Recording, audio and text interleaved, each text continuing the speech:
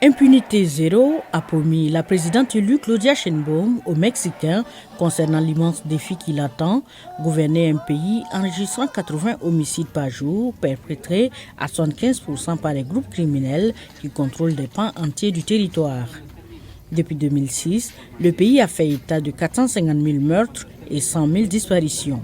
Cette année, au moins 25 candidats aux élections locales ont été assassinés pendant la campagne.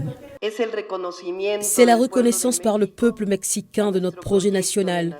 Et comme je l'ai dit à d'autres occasions, je n'arrive pas seule. Nous arrivons toutes avec nos héroïnes qui nous ont donné notre patrie, avec nos ancêtres, nos mères, nos filles et nos petites-filles. Nous allons élargir l'accès du peuple mexicain aux droits, à l'éducation, à la santé, au logement et à la culture. Notre politique en matière de sécurité et de justice sera axée sur les causes et l'impunité zéro. Claudia Sheinbaum devra aussi gérer la crise migratoire avec les États-Unis. En 2023, les autorités américaines ont arrêté 2,4 millions de migrants clandestins à la frontière, dont un tiers de Mexicains.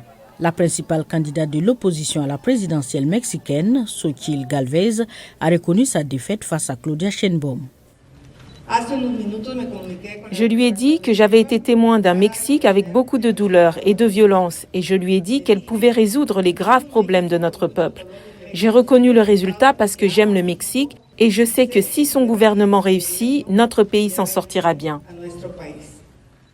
Le président sortant du Mexique, Andrés Manuel López Obrador, a salué l'élection de Claudia Sheinbaum en tant que première femme présidente du pays.